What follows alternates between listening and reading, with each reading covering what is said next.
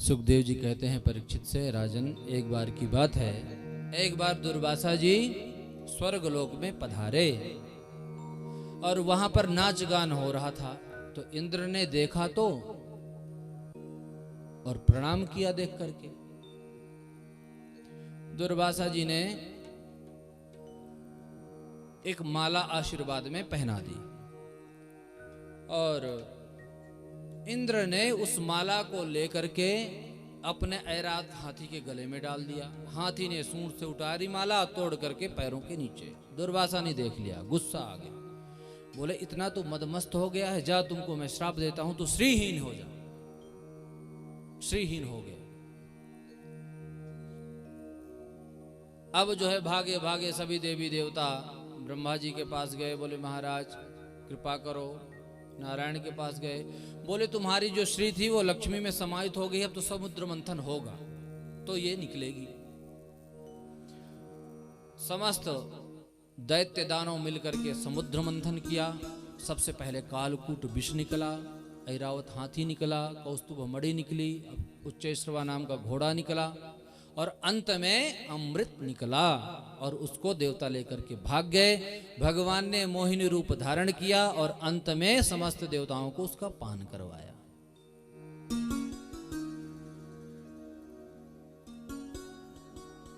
एक बार अब जो है समस्त देवता अमृत पान कर चुके हैं। लड़ाई होती है, मारे जाते हैं बेचारे राक्षस। लेकिन इनके जो गुरु हैं शुक्राचार्य जी, वो संजीवनी विद्या जानते हैं और वो पुनर्जीवित कर देते हैं, इसलिए मरता ही नहीं कोई। बलि ने निवेदन किया, गुरुजी कुछ ऐसा किया जाए कि मैं जो है स्वर्ग पर आक्रमण कर दूं और वहां का राजा बन जाऊं। शुक्राचार्य कहते हैं सबकी काट तो मेरे पास है, लेकिन इस नारायण की काट मेरे पास नहीं है। इसलिए एक काम करो तुम, ये नारायण भक्त है, ब्राह्मणों की जो है बहुत सुनता है, ब्राह्मणों का भक्त है ये। ब्राह्मणों को तुम प्रसन्न करो। ब्राह्मण यदि आशीर्वाद दे दिए तो फिर ये तुम्हारा कुछ भी नहीं बिगाड़ पाएंगे। अब ब्राह्मणों की खूब सेवा किया, ब्राह्मण प्रसन्न हुए। आशीर्वाद में बोला मांगो क्या चाहते हो बलि। बोले महाराज मैं यही चाहता हूं कि स्वर्ग का मैं राजा बन जाऊं। बोले ठीक है। अपने तेजोमय से रथ का निर्माण किया, बलि को बैठाया, बलि ने धावा बोला और स्वर्ग के समस्त देवताओं को मार के भगा दिया और राजा बन गया। अब सोचने लग गया। अब इधर शुक्राचार्य ने कहा कि तुरंत एक काम और करो, क्योंकि जो 100 अश्वमेध यज्ञ करता है वही इंद्र का राजा बनता है। तुम यज्ञ यहाँ करो। अब एक से बढ़ करके एक यज्ञ करना प्रारंभ कर दिए नर्मदा जी के किनारे। अब इधर जो है देवताओं की जो माता है अदिति, कश्यप ऋषि के पास गई। बोले मेरे जो पुत्र हैं वो दर दर की ठोकरें खा रहे हैं और इन लोगों ने अधिपति बन के बैठे हैं, कृपा करो। तब जो है कश्यप ऋषि कहते हैं देवी तुम्हें एक व्रत करना होगा, उसका नाम है पयो व्रत। 12 दिन का ये व्रत होगा। इसमें दूध पी करके ही भगवान का भजन करना है और निश्चित रूप से भगवान आपके गर्भ में आएंगे। पयो व्रत कथन कहते हैं। अब जो है फाल्गुन महीने के शुक्ल पक्ष को ये व्रत प्रारंभ होता है और 12 दिन का होता है।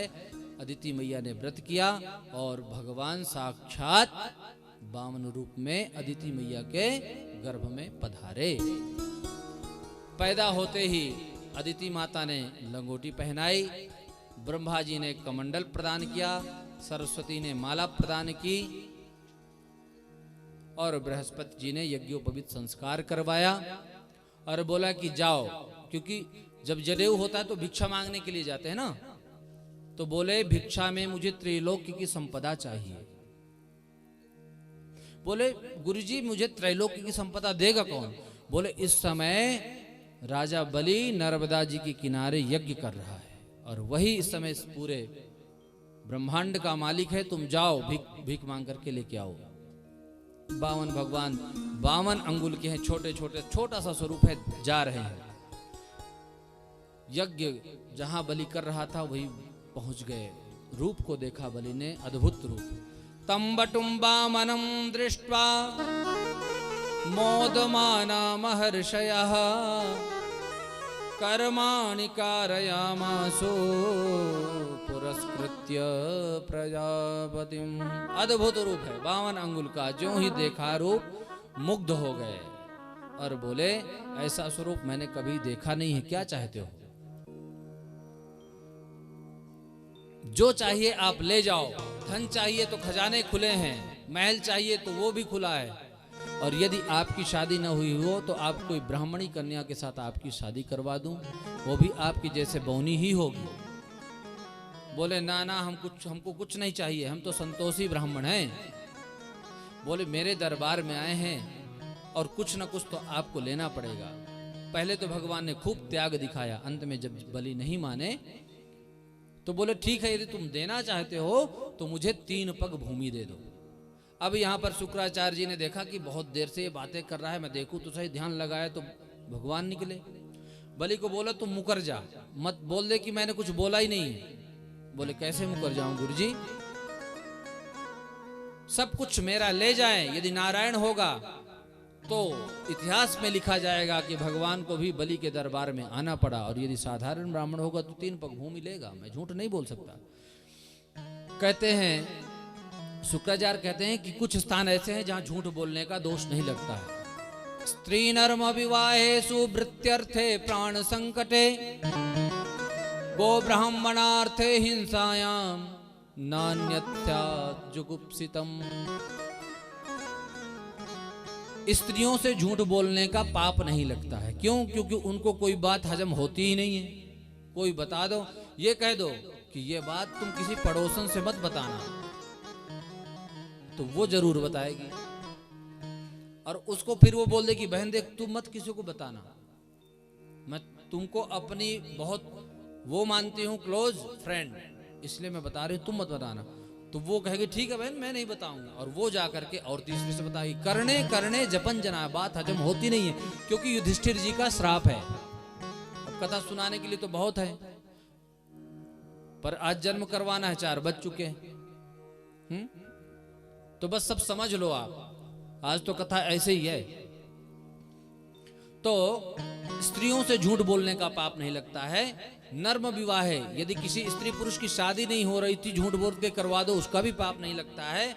और यदि आपकी वृत्ति व्यापार में झूठ बोलने का पाप नहीं लगता है। और यदि आपके या किसी दूसरे के प्राण संकट में हो, वहां भी झूठ बोल दो। कसाई जा रहा है गाय को मारने के लिए, गाय गई है, बोलो ना इधर गई है, तो भी झूठ का आपको फल नहीं मिलेगा। और गाय के लिए, ब्राह्मण के लिए, गो ब्राह्मणार्थे हिंसायाम नानृतम से जुगुप्सितम, इन स्थानों पर झूठ बोलने का पाप नहीं लगता है। बोले गुरुजी मैं झूठ नहीं बोल सकता बस। बोले जा मूर्ख, तो श्रीहीन हो जाएगा। बोले जो होऊंगा हो जाऊंगा। बोले भगवान ने बोले भाई क्या बातें कर रहा है, फटाफट से संकल्प करो और जमीन दो मुझे। जल जाने लगे। पुराणों में प्रसंग आता है कि जल की जो नली होती है वहां शुक्राचार्य घुस के बैठ गए। भगवान समझ लिए कि शुक्राचार्य है, कुशा लिया और एक आंख फोड़ दिया। बोले तुम समान दृष्टि रखो, अपना पराया क्या देखते हो।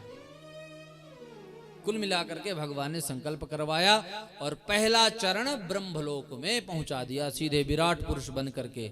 ब्रह्मलोक में ब्रह्मा जी ने देखा, तुरंत चरणों को धुला और कमंडलू में डाल लिया। कालांतर में वही गंगा जी बन करके प्रकट हुई।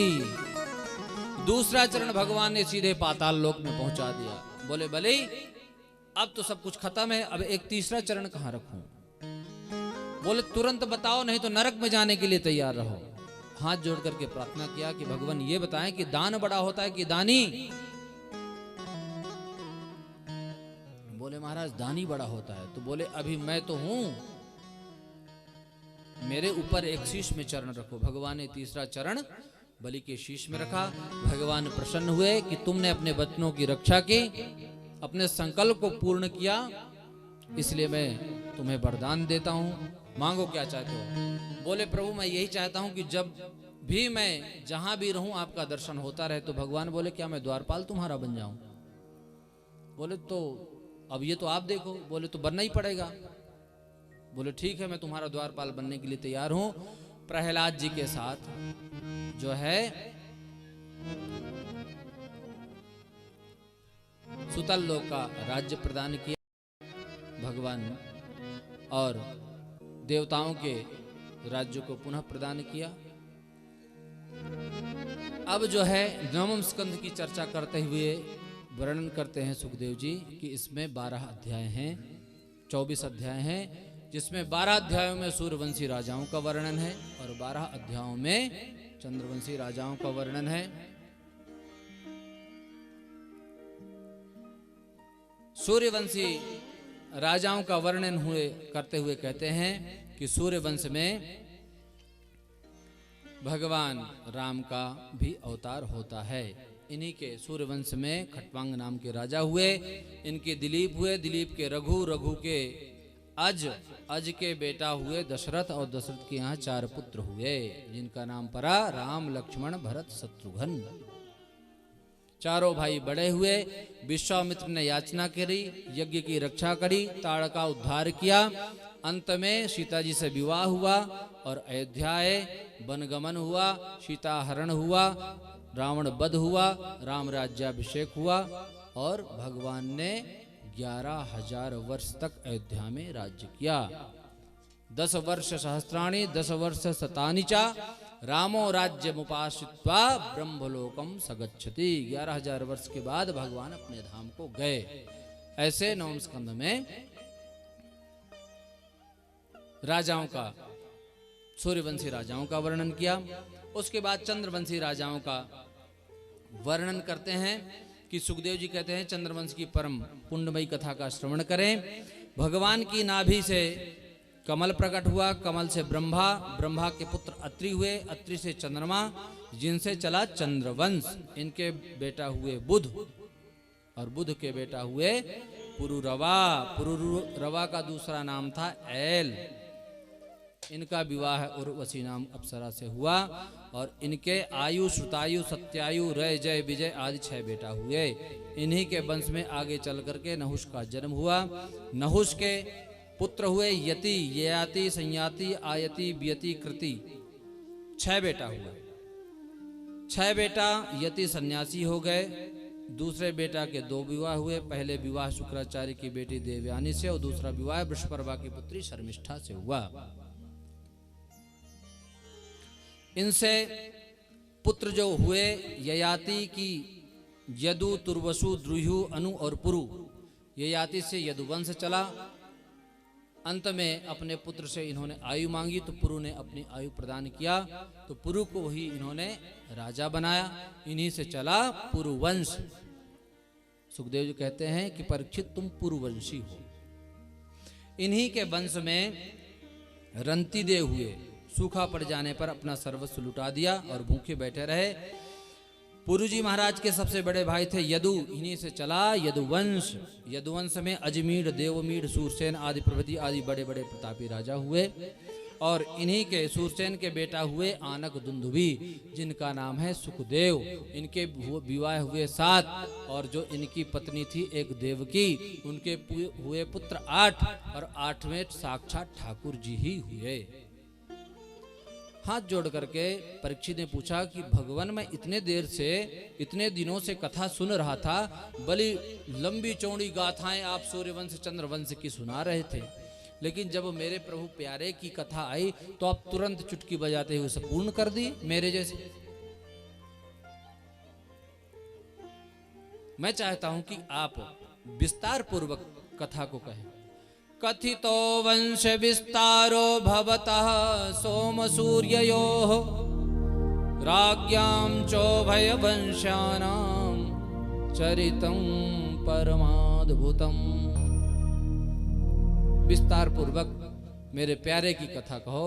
सुखदेव जी कहते हैं कि इसलिए तुम कह रहे हो क्योंकि तुम्हारे पूर्वजों की उन्होंने रक्षा की थी। बोले नहीं नहीं, उनके साथ मेरा भी संबंध है, क्योंकि जब मैं मां के गर्भ में था तो अश्वत्थामा ने ब्रह्मास्त्र का प्रयोग किया तो उन्होंने ही मेरी रक्षा की।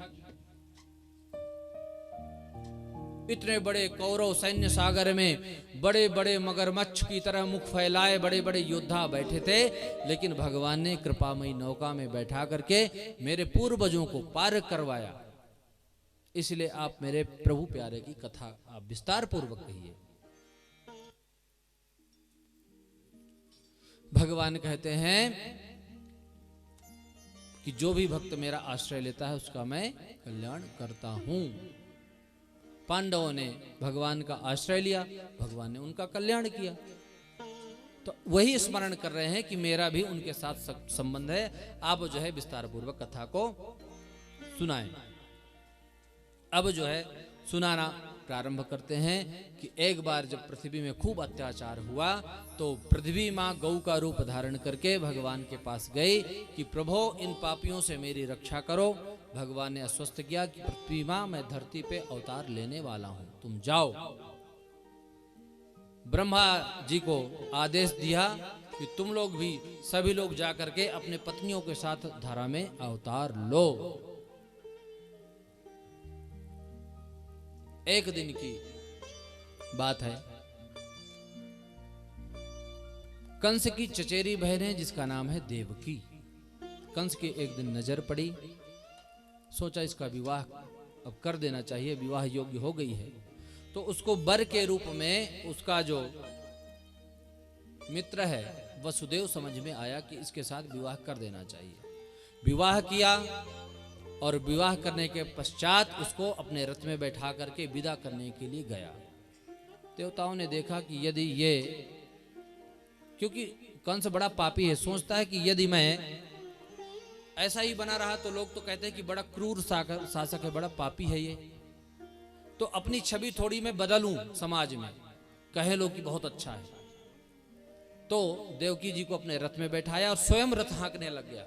अब सारी प्रजा करी कि देखो कितना बढ़िया राजा, हम तो इसको जो है क्रूर मानते थे, लेकिन कितना हृदय इसका द्रवीभूत हो रहा है।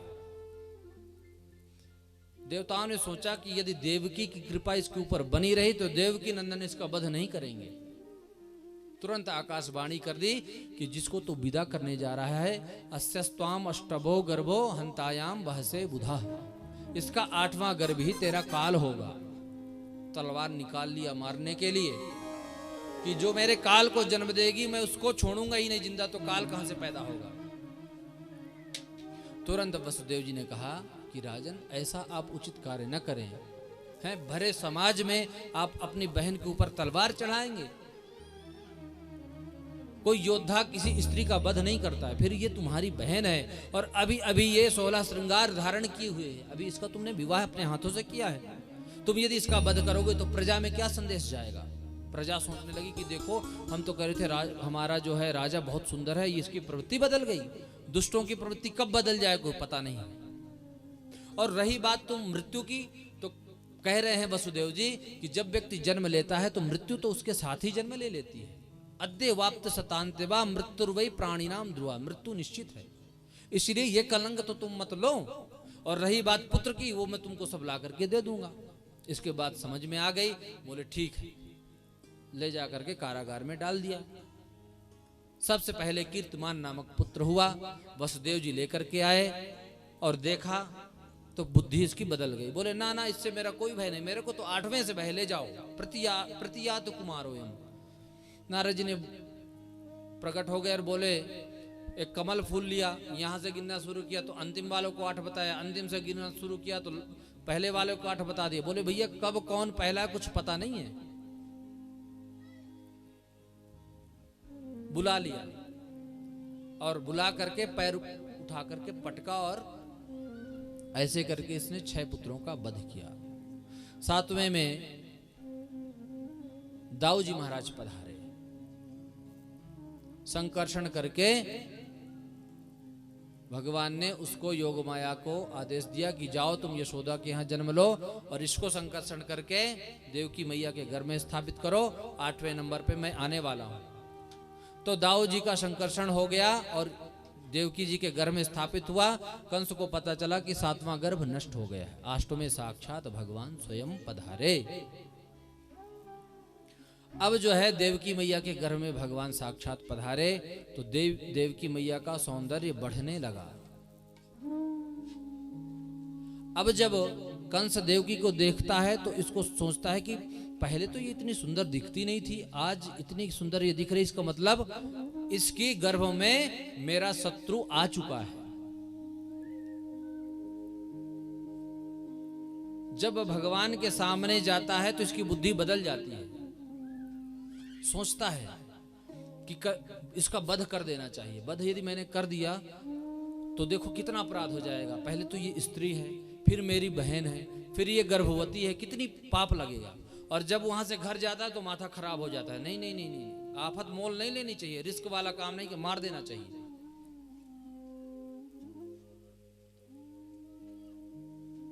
अब आ गया भादों का महीना, कृष्ण पक्ष अष्टमी तिथि, भगवान चतुर्भुज रूप में प्रकट हो गए और सारी व्यवस्थाएं भगवान ने समझा दी कि मैं जब छोटा हो जाऊंगा तो मुझे ले जा करके गोकुल छोड़ाना और वहां से योग माया को ले आना। वैसा ही हुआ, भगवान छोटे बने, वसुदेव जी ने टोकरी में लिया और ले करके जमुना जी को पार करते हुए गोकुल गए। वहां इनको सुला दिया और जो वहां देवी प्रकट हुई थी उनको ला करके यहाँ दे दिया।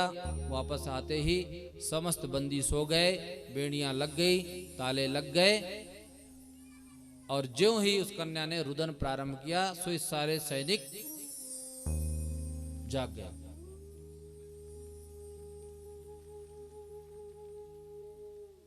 सैनिक इधर तुरंत सूचना देते हैं कंस को कि राजन, जिसकी आप प्रतीक्षा कर रहे थे उसका तो जन्म हो चुका है। आदेश दिया कि कन्या को मेरे पास लेकर के आओ। कन्या को लेकर के गए, ज्यों ही हाथ पकड़ करके उसको पटकना चाहा, हाथ से छूट गई और आकाश में उड़ गई, चतुर्भुजी बन करके प्रकट हो गई और बोले, दुष्ट, तो मुझे मारना चाहते हैं, तेरा काल तो जन्म ले चुका है। अब घबराया कंस, मेरा काल जन्म ले चुका है? बोले हाँ। बोले कहां? बोले ये नहीं बताऊंगी। अब इसका माथा खड़ा हुआ कि देवी देवता लोग भी झूठ बोलने लग गए। उन्होंने कहा था कि 8वां बन करके देवकी के गर्भ में आएगा और ये तो देवी आ गई और कह रही कहीं और जन्म ले चुका। इसका मतलब देवी देवता झूठ बोलते हैं।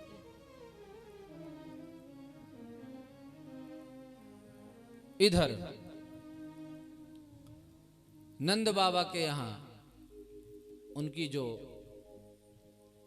80 साल की यशोदा मैया है, उनके यहां 80 साल से पुत्र ही नहीं था। एक बार ब्राह्मण मंडली पधारी और आशीर्वाद दे दिए कि पुत्रवान भव। सभी ब्राह्मण एक स्वर में दिए तो नंद बाबा बोले, भैया हम तो 80 साल के है गए हैं, ना लाला है ना लाली है और तुम आशीर्वाद दे रहे हो पुत्र को। बोले, बाबा तुम चिंता मत करो, यदि हमने दियो है आशीर्वाद तो होएगो, और जब तक नहीं होएगो तब तक हम यहीं रहेंगे, यही भजन करेंगे तुम्हारे नाम को, यही अनुष्ठान करेंगे, माला सटकाएंगे और यही बस तुम छनाते जाओ आनंद से। अब तो महाराज ब्राह्मणों की मंडली बैठ गई और देवकी सुत गोविंदा वासुदेव जगत पते देहि में तनेम कृष्णा त्वाम हम शरणम गतः, इस मंत्र का अनुष्ठान प्रारंभ कर दिया ब्राह्मणों ने। बढ़िया मालपुआ बन रहे हैं, ब्राह्मण खा रहे हैं, माला सटका रहे हैं। आज प्रातःकालीन बेला में देखते हैं कि यशोदा मैया सोई पड़ी। सबसे पहले जो है नंदा और सुनंदा, 2 बहनें हैं। नंदा सुनंदा 2 बहनें हैं। वो भी उनको नंद बाबा ने 6 महीने पहले से ही बुला लिया है, क्योंकि काम करने के लिए तो चाहिए घर में। अब यशोदा जी से तो होता नहीं है। आज जो है सुनंदा देखती है कि भाभी जी तो चुपचाप सोई हुई हैं और यहां पर एक नन्हा सा लाला खेल रहा है। ज्यों ही देखा त्यों ही दौड़ी दौड़ी भैया को ढूंढने लगी। भैया कहाँ हैं, भैया कहाँ हैं? बोले बताओ तो। देखते देखते गौशाला पहुंची तो क्या देखती है कि वह नंद बाबा जप कर रहे हैं। वो भी जप कर रहे हैं। अभी तो भयो ना है, बात को पतो ना है, अभी तो कुछ हुआ नहीं, बाद में क्या होगा, लाला की लाली कुछ पता नहीं, माला चल रही है नंद बाबा की। अरे बोले भैया बधाई हो। बोले काहे बात की बधाई? बोले पहले बताओ का मिलेगो, बधाई पे का मिलेगो? अरे बोल बहन तू बोल तो सही, जो चाहिए सो ले जाना। बोले पहले बताओ क्या मिलेगो? बोले ले तू तिजोरी की चाबी और जो चाहिए ले जाइए, मुझे बताओ का भयो? बोले लाला भयो बधाई हो बधाई। अब तो जो ही बधाई शब्द सुना, पूरी गोपियां सब दौड़ी दौड़ी आई लाला के दर्शन को बधाई देने के लिए। सब बधाई दे रही हैं, ले रही हैं आपस में और गा रही हैं। हम भी आओ, सभी लोग गाते हैं झूमते हुए और आनंद करते हैं। आप सभी लोग बधाई जरूर गाएं साथ में। हो नंद जू के अंगना में बज रही आज बधाई। हो नंद जू के अंगना में बज रही आज बधाई। हो नंद जू के अंगना में बज रही आज बधाई। हो नंद जू के अंगना में बज रही आज बधाई। हो नंद जू के अंगना में बज रही आज बधाई। 100 बार बधाई लोगों, 100 बार बधाई लोगों, लाखों बार बधाई। हो नंद जू के अंगना में बज रही आज बधाई। हो नंद जू के अंगना में बज रही आज बधाई।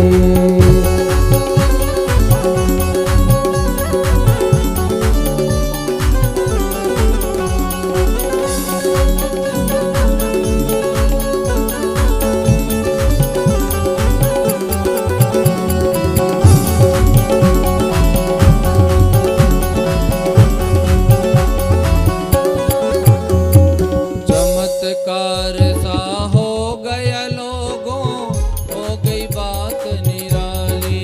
हो गई बात निराली, हो गई बात निराली। चमत्कार सा हो गया लोगों, हो गई बात निराली। हो गई बात निराली। रात ही रात में नंद बाबा की, रात रात में नंद बाबा की, रात ही रात में नंद बाबा की, रात रात में नंद बाबा की गाड़ी हो गई खरी। नंद जू के अंगना में बज रही आज बधाई। हो नंद जू के अंगना में बज रही आज बधाई।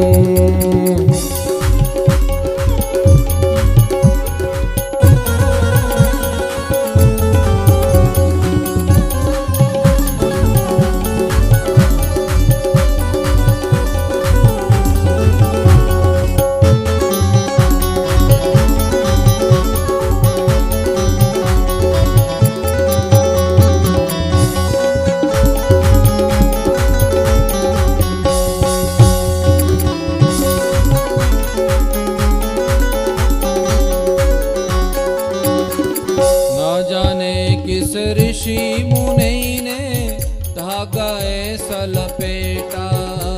हो धागा ऐसा लपेटा, धागा ऐसा लपेटा। न जाने किस ऋषि मुनि ने धागा ऐसा लपेटा। हो धागा ऐसा लपेटा, धागा ऐसा लपेटा। नंद महल अनहोनी हो गई, नंद महल अनहोनी हो गई, नंद महल अनहोनी हो गई, नंद महल अनहोनी हो गई। बेटी हो गई बेटा। हो नंद जू के अंगना में बज रही आज बधाई। हो नंद जू के अंगना में बज रही आज बधाई। नंद जू के अंगना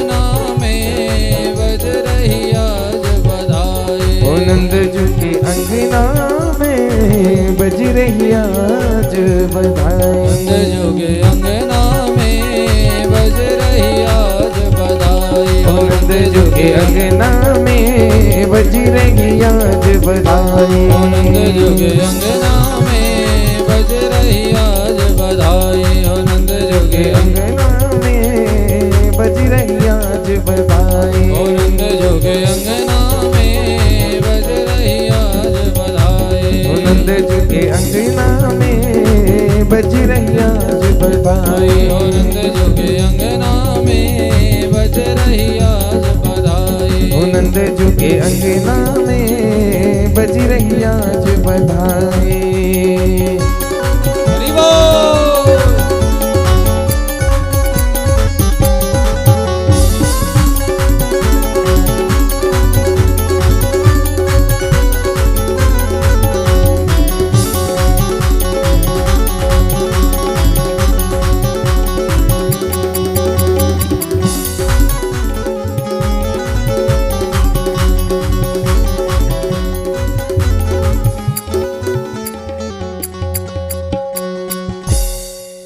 ये कन्हैया जी है ना, ये दम ही नहीं ले रहे हैं, चुप नहीं हो रहे।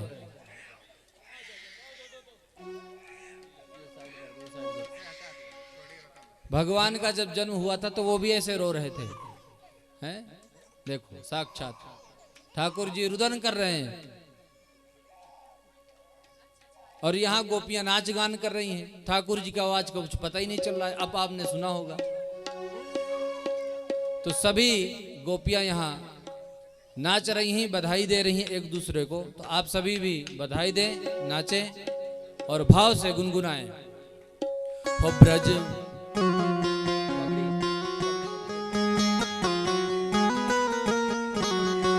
हो ब्रज में है रही जय जयकार नंद घर लाला जायो है। हो ब्रज में है रही जय जयकार नंद घर लाला जायो है।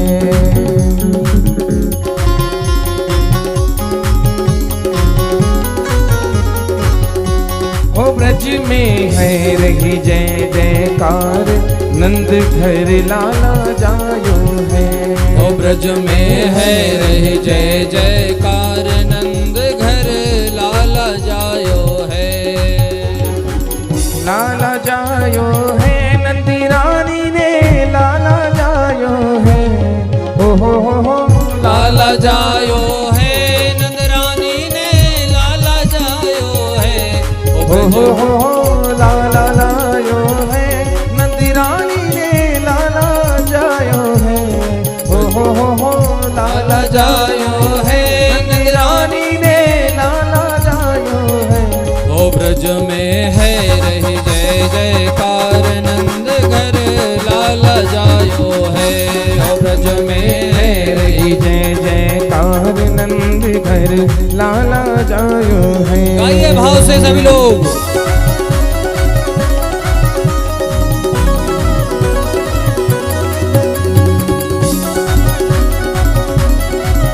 जय हो।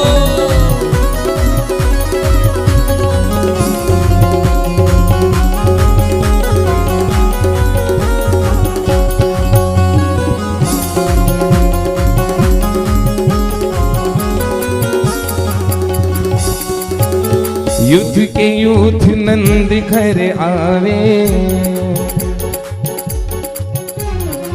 युद्ध के युद्ध नंद घर आवे। युद्ध के युद्ध नंद घर आवे। ग्वाल बाल सब मिल जुल गावे। ग्वाल बाल सब हिल मिल गावे। ब्रह्मानंद समान आज सुख सबने पायो है।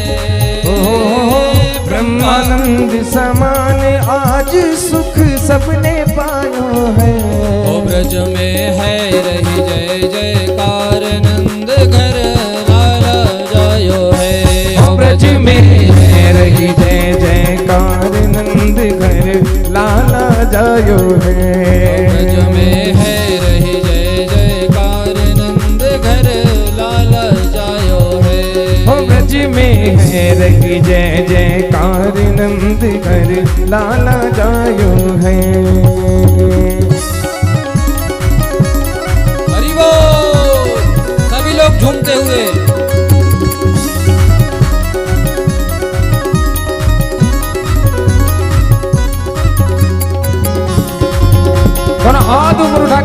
सेवा जय हो।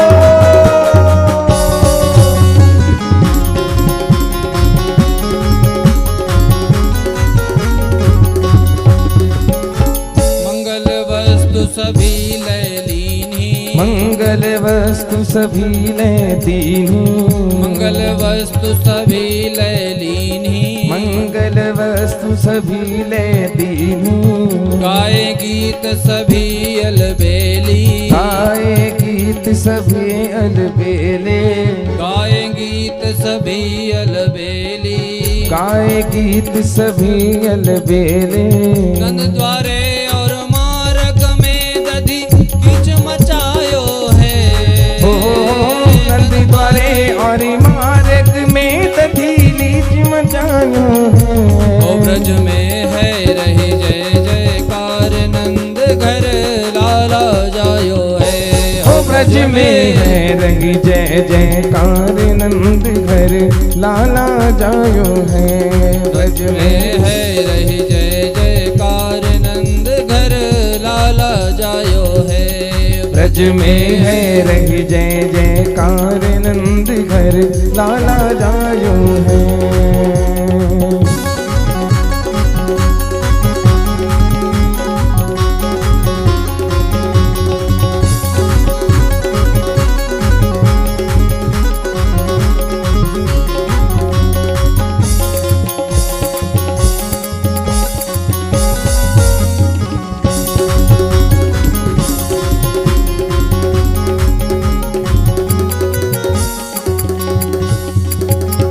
ब्रज 84 कोस में भैया, ब्रज 84 कोस में भैया, ब्रज 84 कोस में भैया, ब्रज 84 कोस में भैया।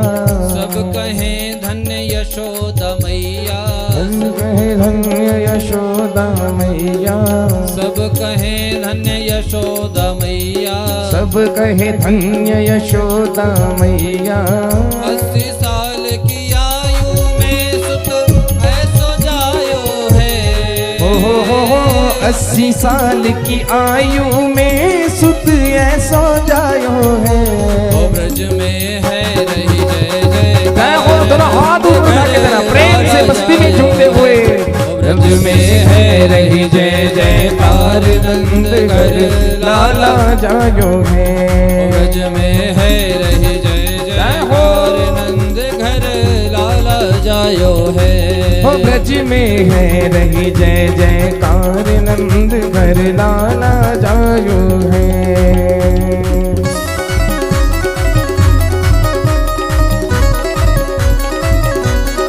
जय हो।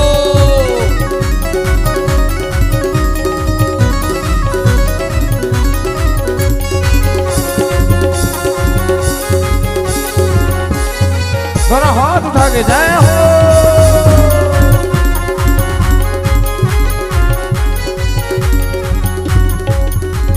शिव ब्रह्मासन का दिक आए, शिव ब्रह्मासन का दिक आए, शिव ब्रह्मासन का दिक आए, शिव ब्रह्मासन का दिक आए। सिद्ध मुनि सब देव पधारे, इंद्र मुनि सब देव पधारे। घर ग्वालन को रूप सबन मिल मंगल गायो है। हर ग्वालन को रूप सबन मिल मंगल गायो है। हो ब्रज में जय हो, हो ब्रज में हो, ब्रज में है रही जय जयकार, नंद घर लाला जायो है। ब्रज में है रही जय जयकार, नंद घर लाला जायो है। हो ब्रज में है रही जय जयकार, नंद घर लाला जायो है। ब्रज में है रही जय जयकार, नंद घर लाला जायो है। नंद घर लाला जायो है, नंद घर लाला जायो है। नंद के लाला की जय हो।